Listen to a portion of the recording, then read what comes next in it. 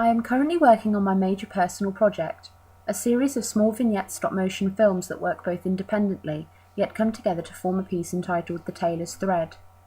Originally inspired by a Mexican fairy tale and influenced by Joseph Cornell's boxed assemblages, I have adapted the story into a collection of curiosities that will use the medium of collage in both 2D and 3D forms, incorporating both paper and stitch. Heavily inspired by the experimental films of the brothers Quay, the film will tell the story of a lonely tailor dressing objects around him in a bid to create friends, yet he is torn between well-tailored garments and aesthetically beautiful creations.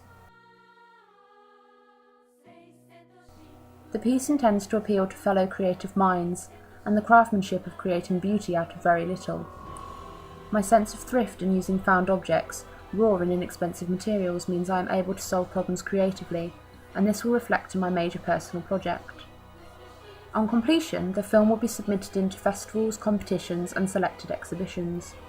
I am currently in conversation with an exhibition curator in Sheffield, who is producing an exhibit entitled Songs of Forgotten Spring, which will explore and celebrate the themes of life and death, using particular mediums such as embroidery.